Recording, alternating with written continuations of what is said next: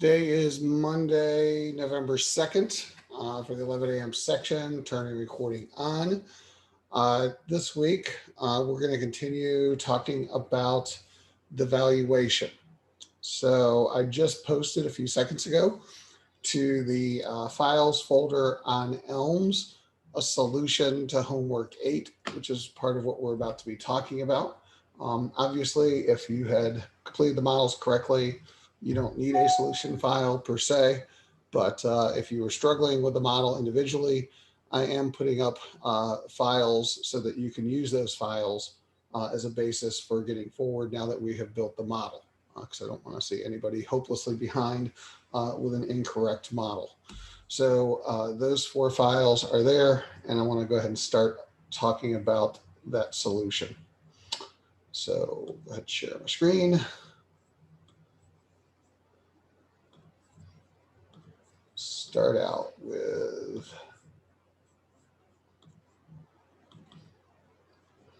the as is.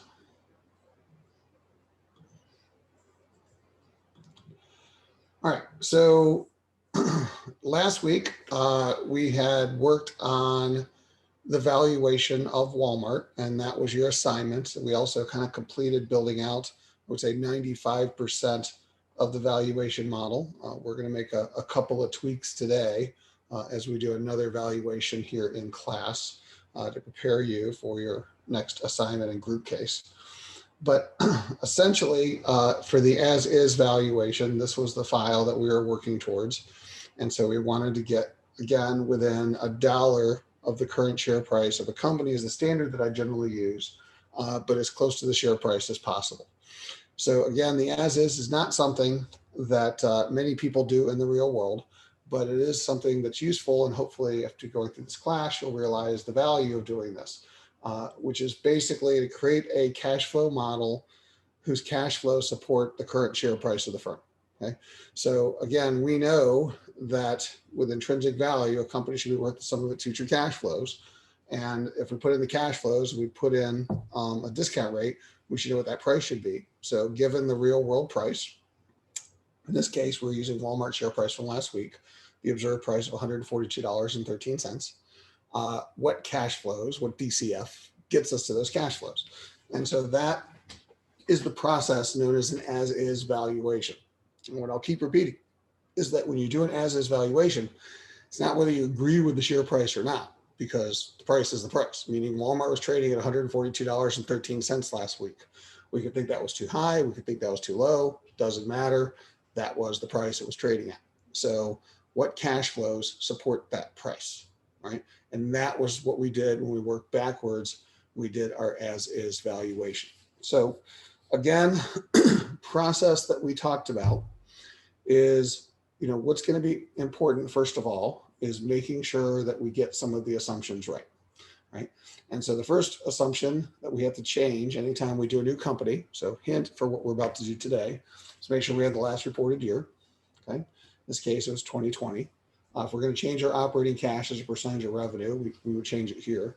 But then we would ultimately adjust our WACC to the current WACC of the company. And so again, for Walmart, we would go to the WACC screen in Bloomberg and use that current WACC. And 98% of the time, the Bloomberg WACC is going to be the WACC that we will use, right? And the Bloomberg WACC, and again, I'll pop up to the screen here. Stop share screen. So if I were to go to WMT, now this is today's WACC as opposed to last week's, but I'll be able to make my point. If you go to the WACC screen for a company, again, today it's a little bit different than what it was last week. Last week was 4.4%. You see today it's 4.7%. So that's one of the other elements of our valuation, which is we're using real data, and that data is changing every day, right? So typically when we do a valuation, we'll also say value as of this day, okay? Because obviously if we had used the data from last week, we'd use a WACC of 4.4. Week later, the WACC is 4.7, okay? So that is changing. But the reason why I like the Bloomberg WACC is because When they do the cost of capital, they don't know how much debt and equity, they do it on market weights. But here for equity, you can drill down and actually see this, they're using CAPM. And as part of CAPM, they're using the current risk-free rate, which is essentially the yield on the 10-year treasury as of today, which is one of the reasons, by the way, why the WACC will change day to day, because as the 10-year yield changes, long-term risk-free rate changes, then the WACC will adjust. Okay. They're also using a beta. And so again, you can see here, they're relatively to the S&P 500, they're doing weekly, and they're doing a 2-year beta. And they're also using the adjusted beta, okay, not the actual beta in Bloomberg. And then they use a country risk premium for the United States. And this is actually where I think Bloomberg and the academics can figure out what is the best way to do it. But basically, this is the RM minus RF in the CAPM. And here's the deal. If you go back to the Ibbotson study, then essentially what Chicago has been arguing is that the long-term risk premiums for the United States going back to 1926, somewhere around 5 to 7%, basically 6% plus or minus 1, depending on what time frame you look at. And so there's an argument that that should be the risk premium for big companies, proxy S&P 500 long-term. You'll notice that right now the risk premiums in the US is not between 5 and 7%. It's 827 basis points. It's a little bit higher, okay? Because Bloomberg does not use a long-term risk premium when it calculates a country premium. What Bloomberg does, and this is actually one of the reasons why I actually prefer their WACC when we do the valuations, is they back into a risk premium because they know real prices, okay? So essentially, Bloomberg knows the price of the asset. Bloomberg has a good understanding of the expected cash flows of the asset. And so basically, Bloomberg can solve for the discount rate that makes the two equal. So essentially, what Bloomberg does for cost of equity is it backs into a cost of equity for the marketplace and essentially uses that, subtracting out the risk-free rate, to essentially get a market risk premium. Okay, so what Bloomberg is doing is they're backing into the RM minus RF based on current prices. Right now, the disadvantage, as the academics would say, in the short term, it can be distorted. Right, the advantage to this approach is that it's the actual probably discount rate that's being used to value these companies. Right, because essentially we know the price, we know the cash flows, so the discount rate has to work. So again, just kind of triangulating on the formulas. But long story short, this is the WACC. But I will say, because they are using market prices, every now and then they're going to get a crazy discount rate.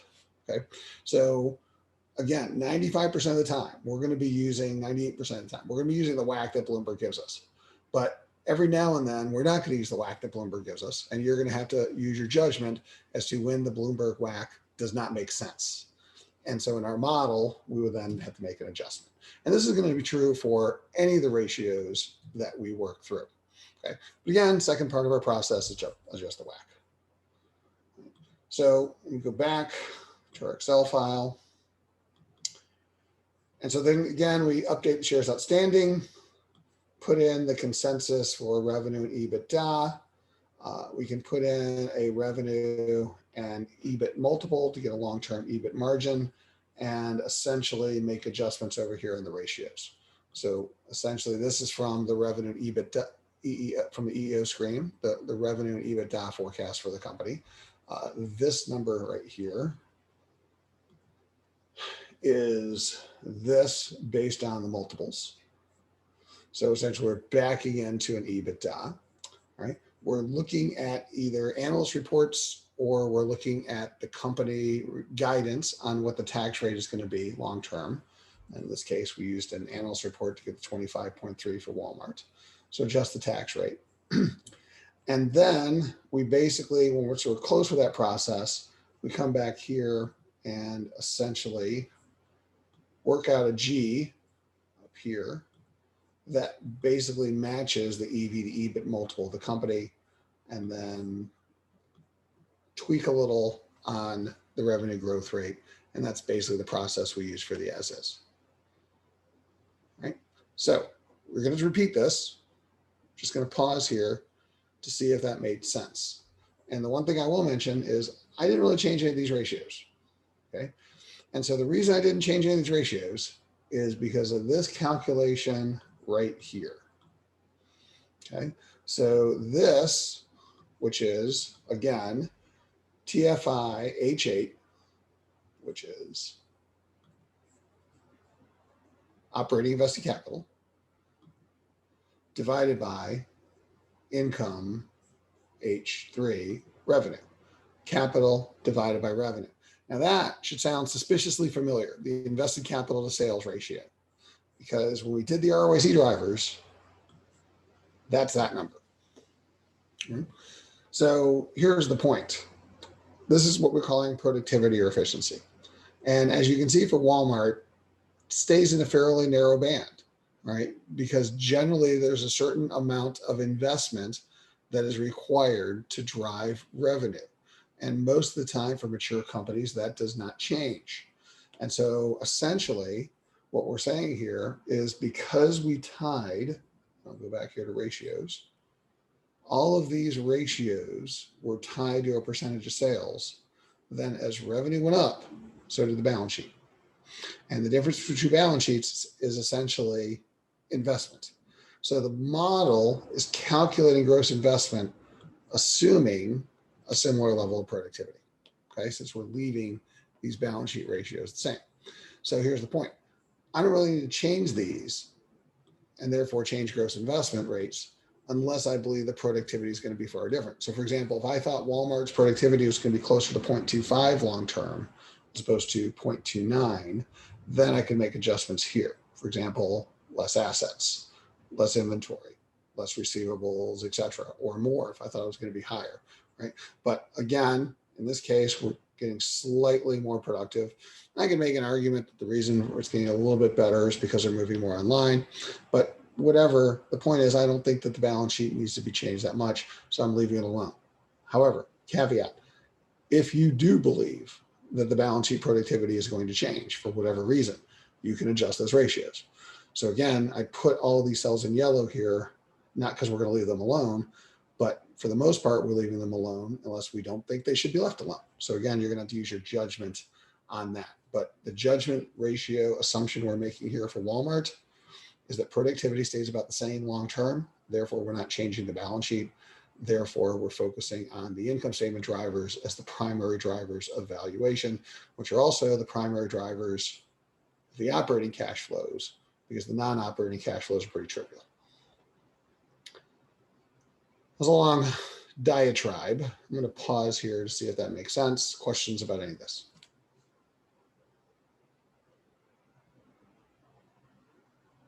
Just a review of what we've done.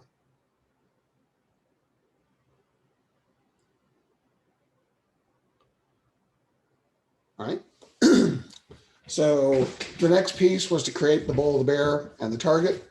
Again, the bowl was the scenarios to say, is it reasonable? The bear was to say in terms of a 12-month scenario, because, and again, I'll stop and I will go back to Bloomberg.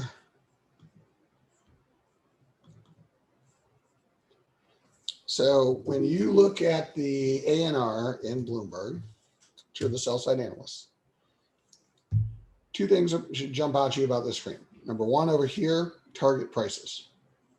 These are the target prices that the sell-siders are pushing for the company. And the target price is a 12-month target price. So the idea is, what do I think Walmart's share price should be trading for in about a year? Okay. And that's the idea of intrinsic value, is that the company should be trading for its intrinsic value. So therefore, over the year, it should be moving to that intrinsic value. And that's what I think the company is ultimately worth. Okay. Because intrinsic value should be cash flow and cash flow should equal price. So in this case, this is the 12-month price target. Okay. So in our model, what we're really doing, jump back to Excel. So I probably should be sharing my desktop instead of just Bloomberg, is we're trying to come up with 12-month price targets. Was it not? sharing desktop. Trying to come up with 12-month price targets when we basically come up with the share price. So that's basically a 12-month price target, right? And so in the bull and the bear, what we're saying is we're establishing a range, okay? So in finance, risk is range, okay? Risk is standard deviation, right? Risk is variance, right? So what kind of risk exists when I invest in an asset, right? That's one of the important things that Wall Street's increasingly communicating in its buy, sell, hold opinions from the sell side to the buy side, right? Because I don't want to just know what your price target is. I want to know how much upside I have, and I want to know how much downside risk I have around that price target if I were to put my funds into that stock, right? Because, and again, proxy beta, if this is a high volatility stock, well, then I need to be more compensated for that. If it's a low volatility stock, less compensated. So I need to understand what is that volatility, and more importantly, what do I think the range of risk is individually for a stock. So that's basically the reason for the bull and the bear. Okay, so think of the target price as your expected return, and then the bull and the bear is the range of how high and how low it can go. So again, when you do the target, it should always fall within the bull and the bear range. So the bull and the bear are endpoints. The target is somewhere in between, and the target represents your opinion, right? But the question becomes, when I do the bull and the bear, what's reasonable?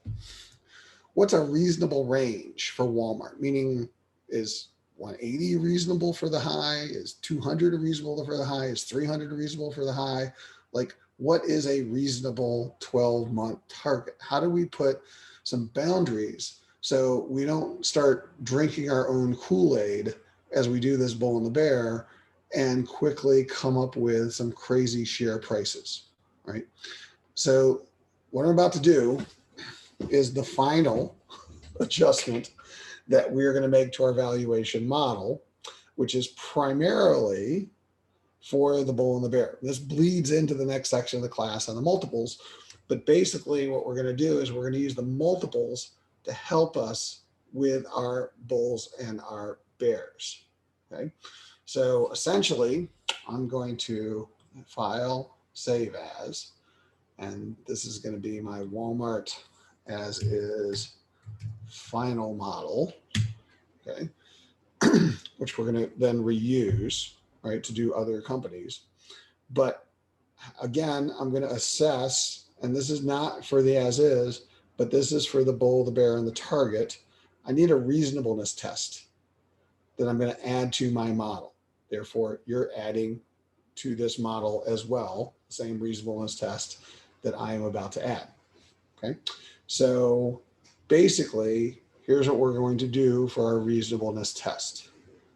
Okay, so the first thing we're going to do is we're going to add a new tab to the model, and we're going to call it the multiples tab.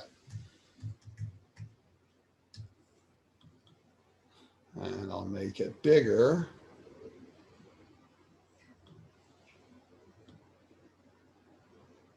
Just so you can see what we are about to add. So you need to add this to your model in the multiples tab.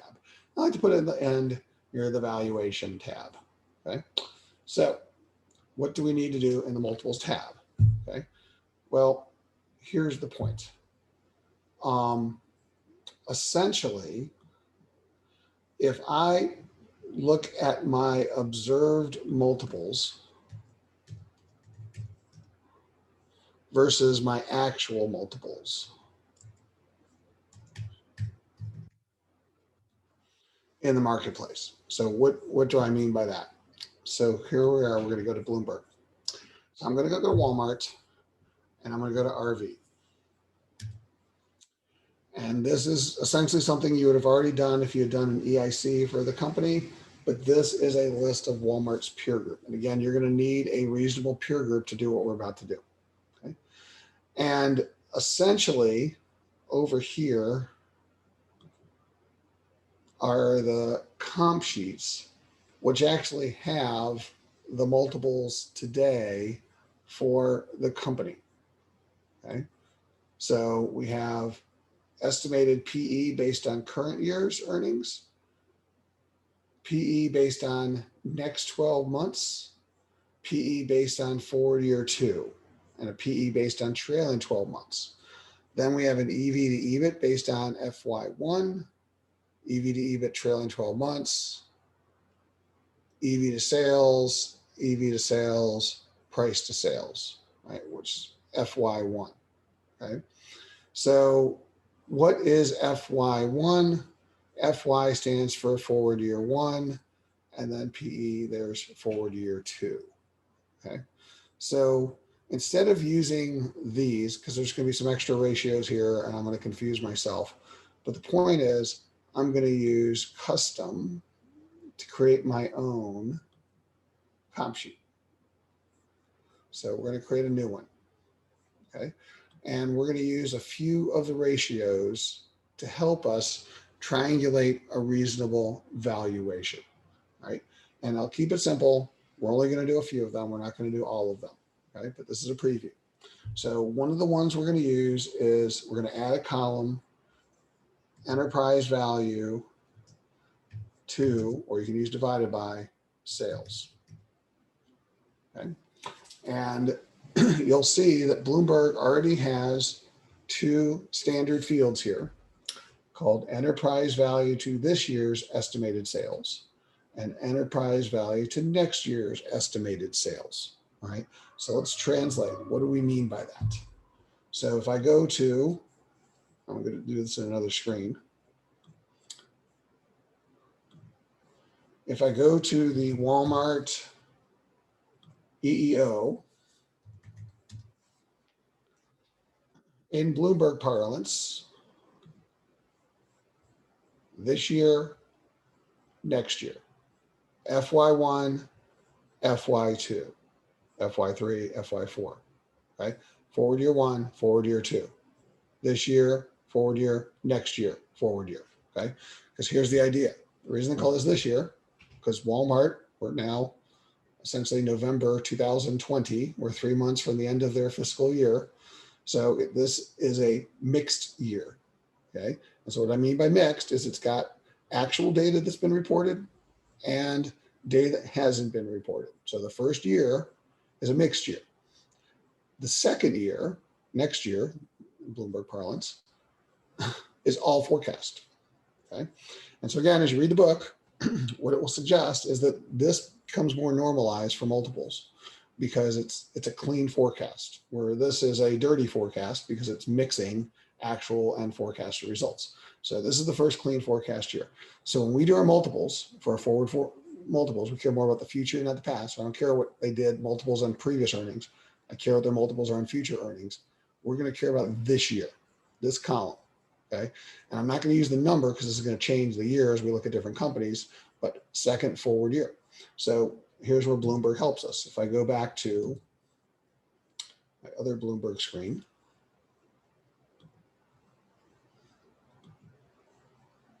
we're creating our custom template. Here's custom template. Then that is, again, column EV, you can go divided by sales if you want, same as 2. But this is next year, and this is this year. Forward year 1, EV to forward year 1 sales, EV to forward year 2 sales. Because it's pretty common for analysts to use this. Select, enter.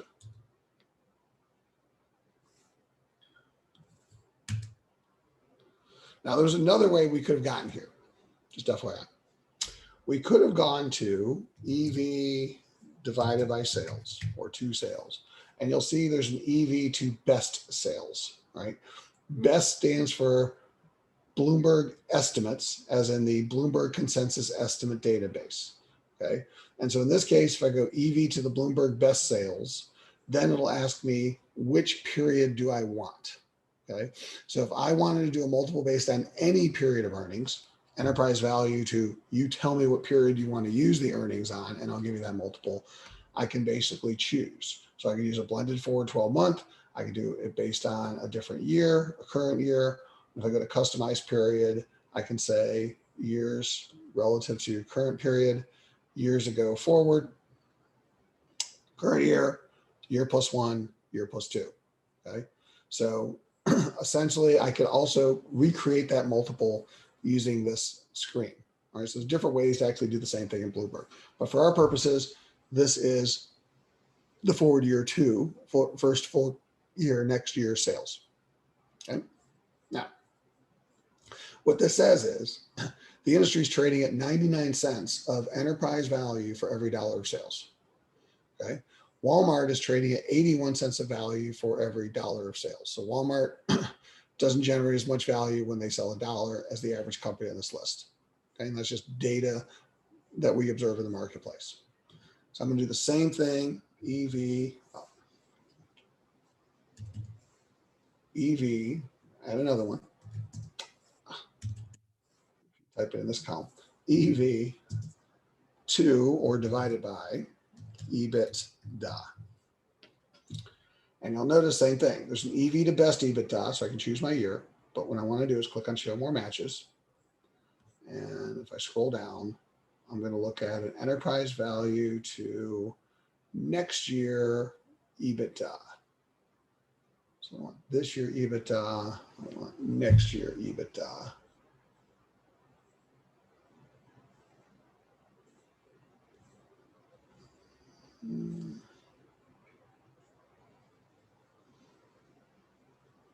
I'm going to find this EV to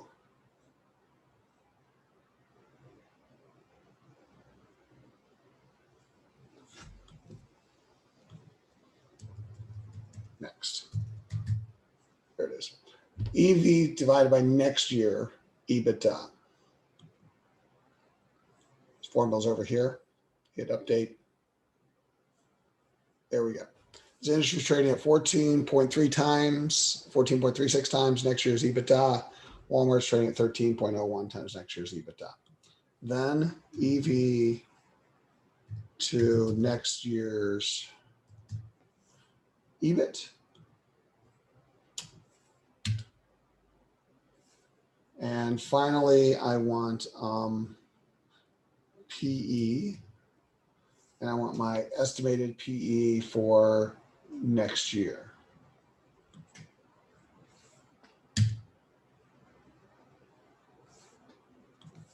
So this is the enterprise value to sales for next year, EV to EBIT for next year, EBITDA for next year, EV to EBIT for next year for all the companies. And this is the PE, price to earnings multiple, for next year's earnings for all these companies.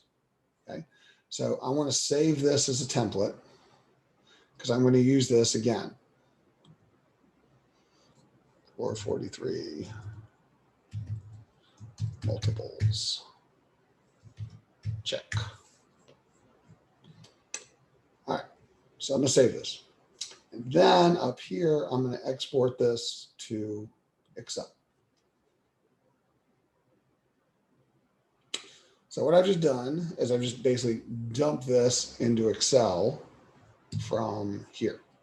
Now, also in settings, when you export to Excel, global settings, make sure under global settings, global settings, you're exporting to what's called static data. Okay? Because what Bloomberg can do is if you choose dynamic link is it will actually export the formulas as opposed to the numbers.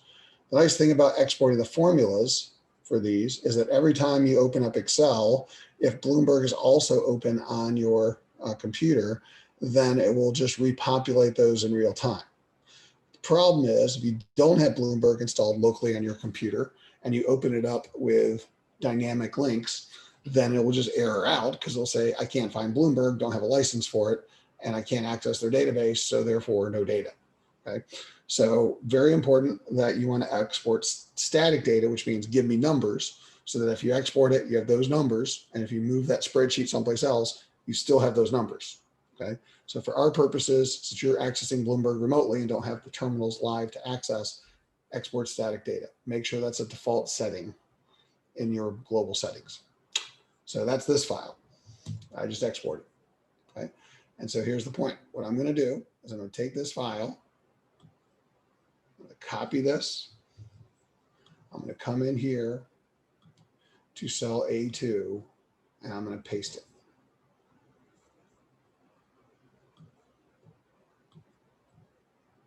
So I have the company name, I have the ticker, I have the market cap, which I don't need, but Bloomberg will give me that market cap. And then I have the four multiples. Top one is the industry average, and then I have the range of companies. Okay, I want this on row 2 in my multiples tab. Okay, now here's the final piece of this. And by the way, what you also could have done if you were lazy and didn't do the multiples tab is you could have just moved this move the sheet from the other model into this model and then just inserted a row. That would have worked too. Okay, so but here's the point. On row 1, this is going to be my model data. So row 2 down is what I observe in the real world. Row 1 is my model data.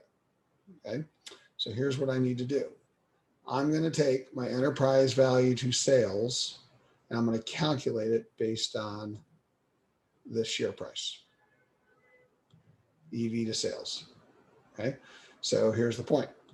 Here's the enterprise value. Here is a income tab. Next year's sales, fiscal year 2. That should be the enterprise value to sales based on the current share price. They should be relatively close. Now, here's the final thing. In order to do this, I need to make sure that I calculate enterprise value the same way Bloomberg calculates enterprise value, because Bloomberg is using an enterprise value to sales multiple. And if my calculation for enterprise value and Bloomberg calculation for enterprise value are different, I'm not going to get the same EV to sales ratio. Hint, Bloomberg does not calculate enterprise value exactly this way. This is an academic Modigliani-Miller calculation. Bloomberg calculates it slightly differently. So let's go to Walmart and let's go to FA. And in FA, you'll see on the very first page of FA, they have an enterprise value calculation. Okay? This has been the historical one. Right? But here's the point.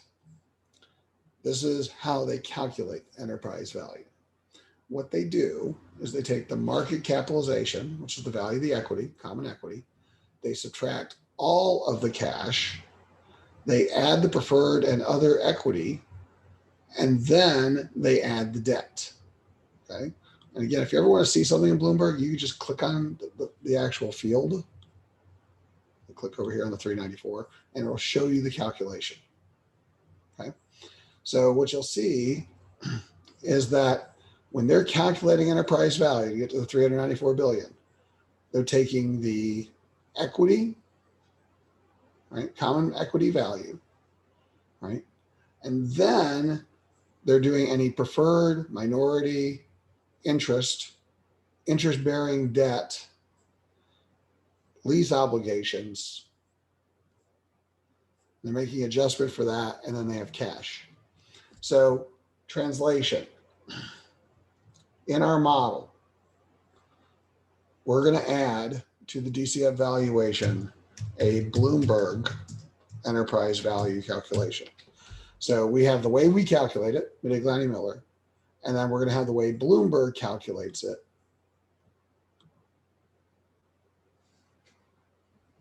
Wait, I missed this chat box. This is, can I repeat the second field, EV to next year's estimated sales? Hopefully you figured that one out when I redid it. But again, we're going to have a Bloomberg calculation for enterprise value. So how do they calculate it? We're going to adjust it slightly. So here's what they do differently than us. Okay.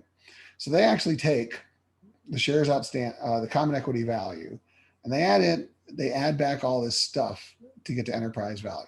Okay. So their definition of enterprise value is basically all of this minus all cash. So I come up here and they don't just subtract excess cash, they're actually subtracting all the cash, right? So I can't use this field. I have to go to all the cash because I want to match it. So I'm going to get that off the balance sheet. So off the balance sheet, D19 is for E19 is D19 minus from my balance sheet for H4 is the operating cash. Sorry, this is historical. F They're using the actual balance. F4 minus F5. Okay, so basically 474, 971. Right, it's going to be relatively close because Bloomberg doesn't, or Walmart doesn't have a lot of non-operating assets. But what you'll notice is that what they're doing is they're taking enterprise value minus cash. Well, conceptually, what is that? Well, if cash is the biggest non-operating asset, then what they're actually saying is Bloomberg enterprise value is what we would call the operating value of the firm. Okay. And that's actually the nuance. So in the real world, what people are calling enterprise value is much closer to what Modigliani Miller would call, and McKinsey would call operating value, right? And the assumption was, and it goes back to what I've said to you several times, is that when these formulas were created in the 80s, in the simpler worlds, there weren't a lot of non-operating assets. So the simplifying assumption was enterprise value minus cash, which was the non-operating asset, equals, concept net debt was created at the same time, by the way, debt minus cash, equals operating value. And that's what they called enterprise value. But that's really operating value, which is the free cash flow value of the firm. And that's why they do free cash flow value equals enterprise value plus cash, right? The net debt, equity plus net debt. But long story short, we're making an adjustment here, right? Now we're going to be slightly different in our version of enterprise value in our model because we're looking at other non-operating asset values. The real world is not. But just to make sure we get our clean enterprise value multiple comparison, this is the number we're going to use for comparison. So translation. In cell D1 on the new multiples tab, what is our model's Bloomberg equivalent enterprise value to next year's sales? Equals DCF, Bloomberg EV, which is E19, divided by income, next year's sales, 1, 2, forward year 2, which is 2022 sales, I3.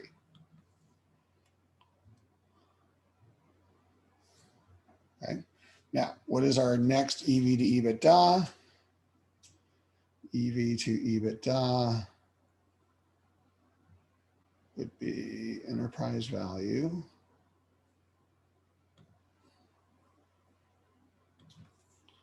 divided by income, second forward year, EBITDA, which is I8.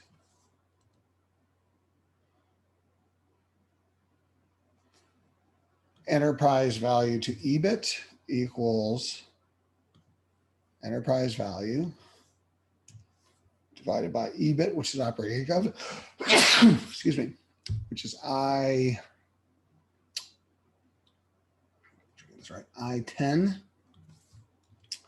And what is the PE? The PE is the price per share, which is the equity value, common equity value, divided by the earnings per share, net income, income tab, I25, income to common shareholders. That would be, I'll get rid of the dollar sign. Those would be the multiples in our model. So this is the multiples that our model creates. These are the multiples in the real world. Ideally, they should be exact. For some reason, they're a little bit off, but they're relatively close. Okay. So here's the point. In our target valuation, we're not exact, because remember, our price is not exactly the same as the Walmart price, but basically at this slightly off price, these would be the multiples. This is what they're actually trading at. This is what our models say they're trading at based on the DCF value of the company. Okay. So when we do the as is, these should come relatively close to each other. Because again, unless we use it to the penny, and a couple of nuances in the way we forecasted, for example, net income might be a little slightly different because analysts might be forecasting extraordinary items that we're not. But the point is, we should be relatively close. So here's the key to the bull and the bear. Okay, so I'm going to save this. Now I'm going to go do my bull again. So if I do my bull, let me go back to my bull. I came up with a bull price in the video of $200 per share. How did I get there? Right? if I remember correctly, I changed the G to 1.5%. So in this new model, I'll do this again. I'm going to change the G to 1.5%. Okay. What I also did in my ratios when I did the bull model and the video is I changed the tax rate starting the second year to 28%. So I'm going to make that number 28% again the second year. And then what I did was I changed the out year growth rates to 4.5 each year. And then I changed this to 6.8 and 7.2.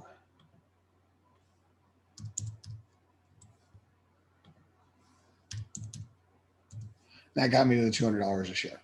So file, save as, this was my bull. Okay, so here's the long story short version of why we did all this.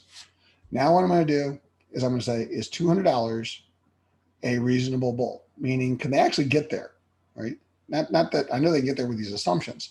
But the problem with these assumptions is compounding, meaning everything's being multiplied together. And so, I changed the G a little bit, and I changed the margin a little bit, and I changed the growth rate a little bit, and every little bit keeps adding more and more, and it becomes almost geometric after a while.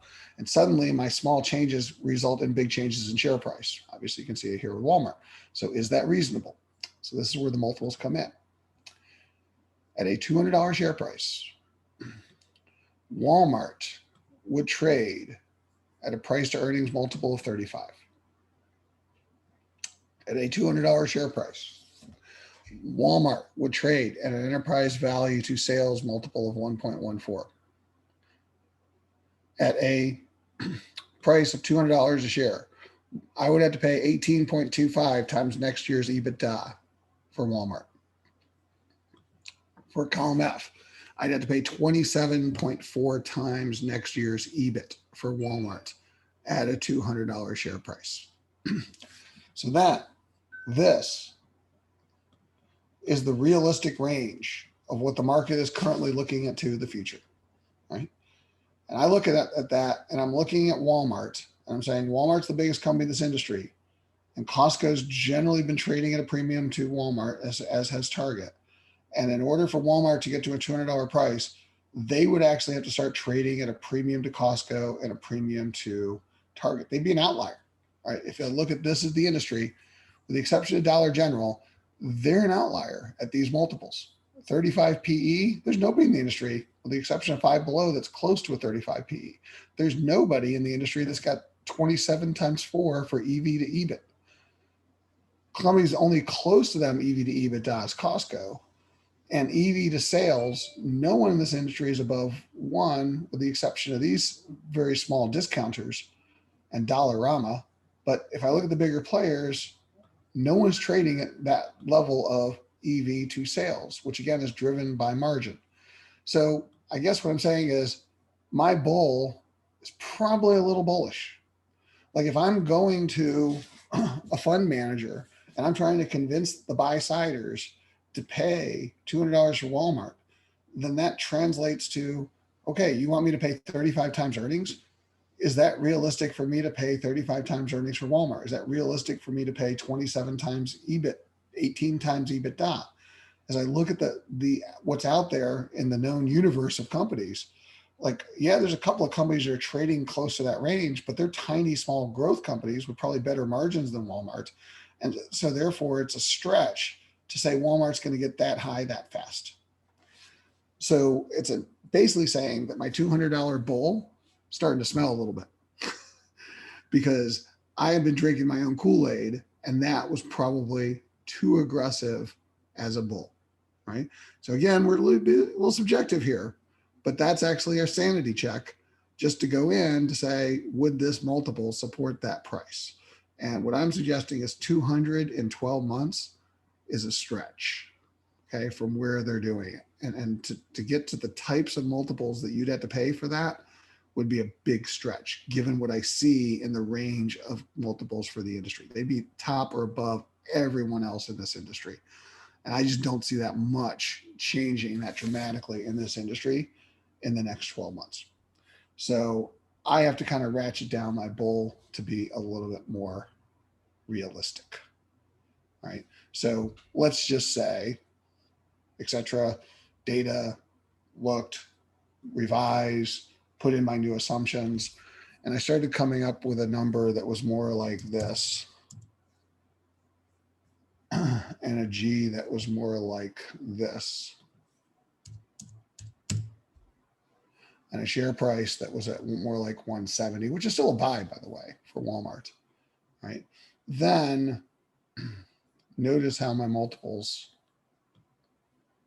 those multiples at 170 don't look so crazy, right? Because now I'm actually trading industry average for a lot of these, for EV to sales, trading a little bit above on these other multiples, but still below Costco, right? On these two multiples, the only one, and even on PE, so I'm still trading below Costco, and I could consider that to be closer to my bull, plus or minus a few dollars. But what I'm saying is 200 is probably a stretch. You're probably looking at a bull case scenario realistically that's in the maybe 170 to 180 range, and that's probably more realistic for Walmart in the next 12 months. And then we would go through a similar process with our bear. Okay, so sanity check. Questions?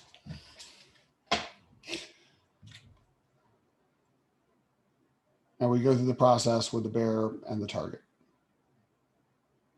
But generally, this is for the bull and the bear.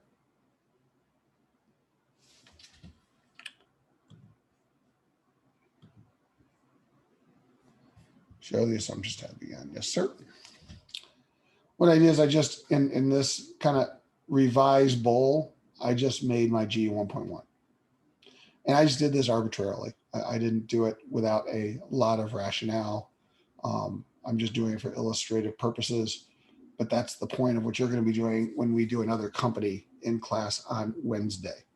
Okay. So we're going to do an in-class valuation on Wednesday, all right, to practice with another company in advance of your group case that you're going to be doing with a CVS, by the way, which is coming up. Right. So essentially, when we do that, we'll talk more about how to apply what we just did. Right. But I just to make sure you put this into your model. And this is not in the model that I posted this morning. This is what we just added today. You'll need this to do the in-class assignment that we're doing on Wednesday. Okay. And I'll give you also, here's my ratios tab somebody was asking about.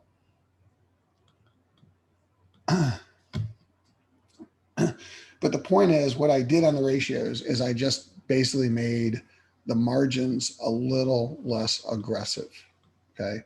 But whether it was lower growth, lower margin, lower G, what I had to do is I had to bring down my share price, because $200 a share, I'm not saying that I can't make it sound reasonable when I write it down, but when I actually play it out into the actual DCFs, I start getting crazy multiples.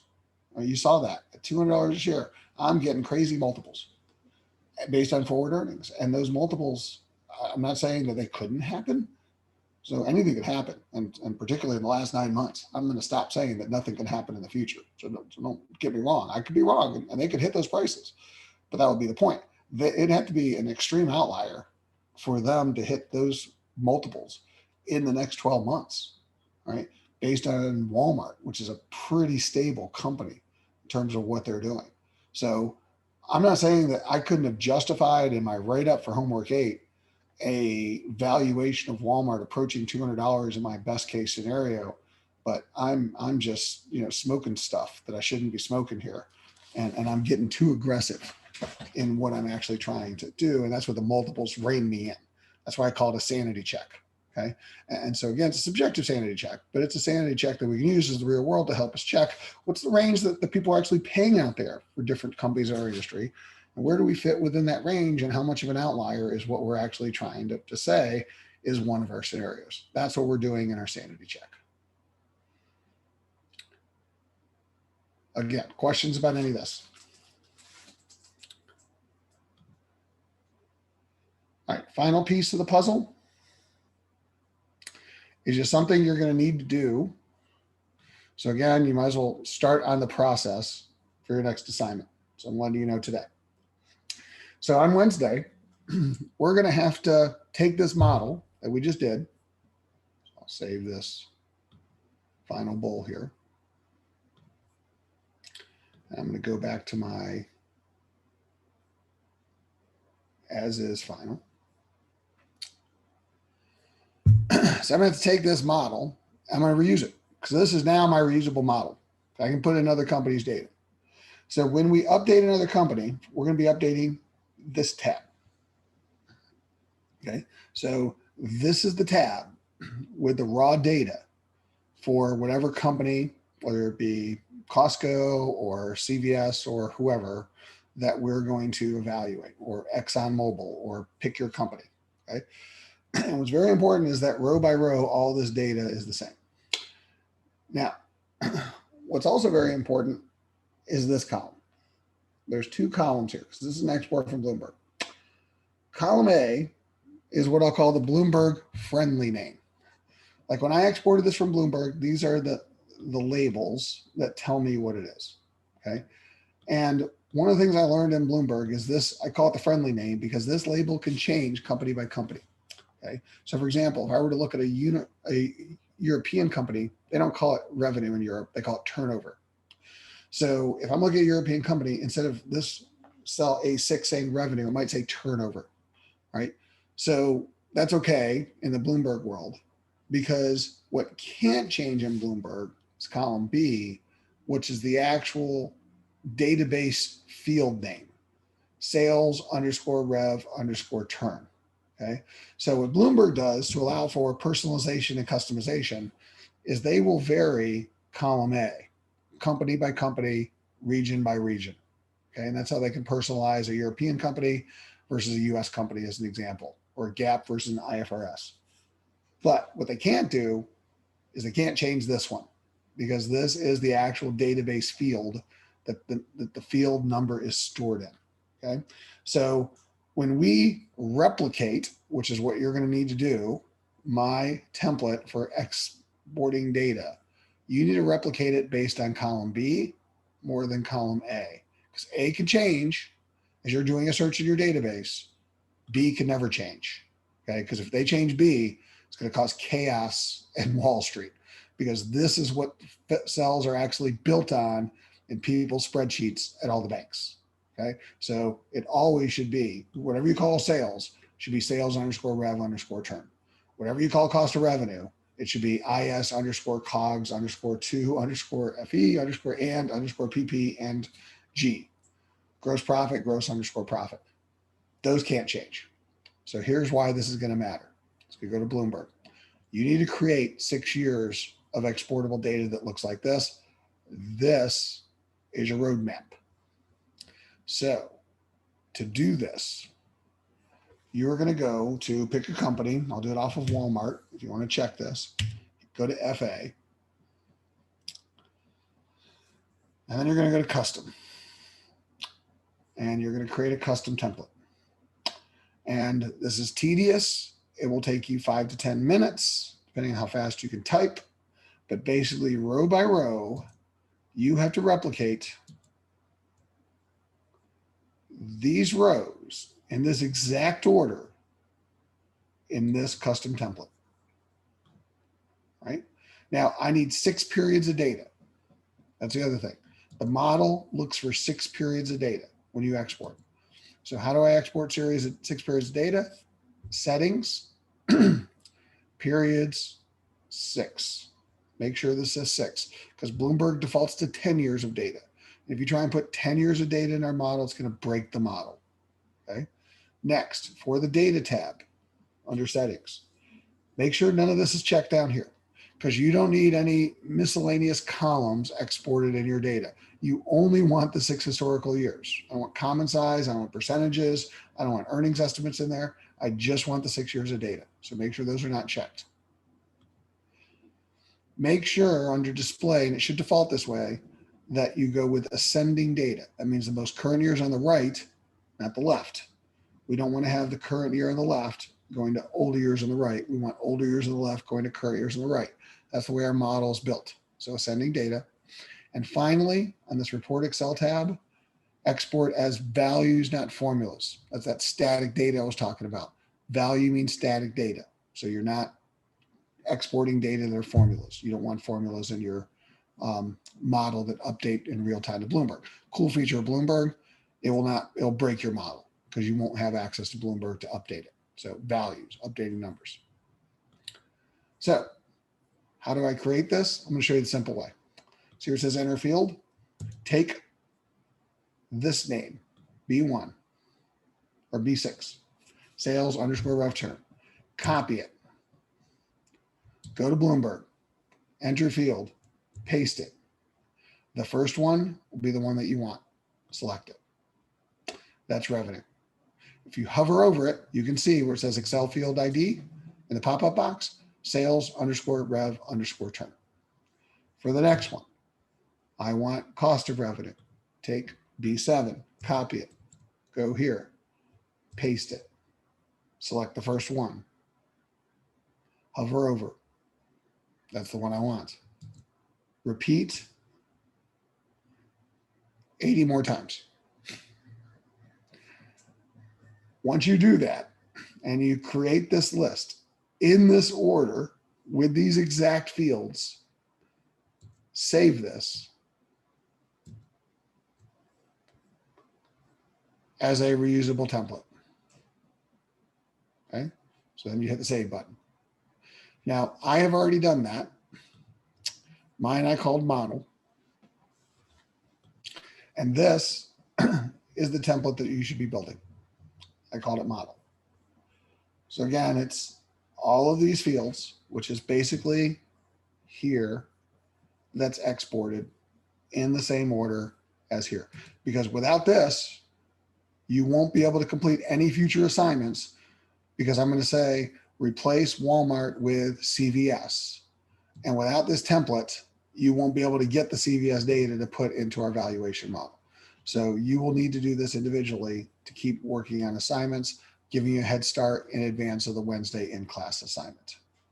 And then we'll talk more about how you actually put this in the model once we do this, but basically create this template. And then just once you create the template, you export it to Excel. And one other minor thing I'll just mention, when you export it to Excel, column B is hidden. Because you'll be like, where are those database field names in the spreadsheet I just exported?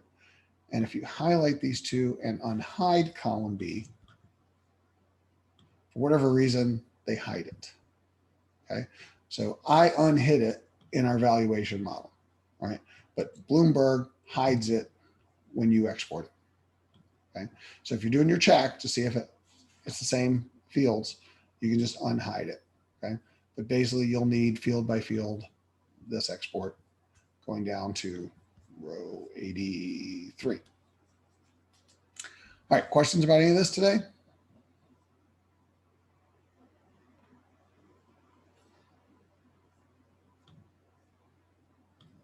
Yeah, I have a quick question. Are you going to be uploading this to YouTube? Is that correct? I'll be uploading this video to YouTube, and I'll actually, since we're in class a couple minutes early, I'll upload this video to YouTube in about 10 minutes. Okay, great. Thank you so much. And somebody just put in the chat, they basically asked in the chat, are we going to, am I going to tell you the company in advance on Wednesday? No, I'm not. That's the beauty of this. Like if you set this up, it should take us about 10 minutes to find the next company and put the data into this model, all right, and do the as-is valuation. So the as-is should take us, and I'll keep it, even be generous, I'll give you 15 minutes. But on Wednesday, if I give you a company and I tell you which company it is, if you did this, if you created this Excel export file, then it'll take you 15 minutes to do that, get the EEO, the WAC, and type it in. We'll do that in class. And then we'll do the bull, the bear, and the target on that company. And again, you'll use the multiples template to make sure you don't do too crazy stuff with your bull and your bear. Okay. And so this is the reusable model that we're going to build this semester. Okay. So again, in class, we'll play with this with another company. Okay. Somebody again asked me about the video. I'm going to stop this recording and I'll post this video to YouTube in about 10 minutes. Okay. So I'm going to end class a few minutes early to give you a head start on this. Again, see everybody live on Wednesday. Have a good day.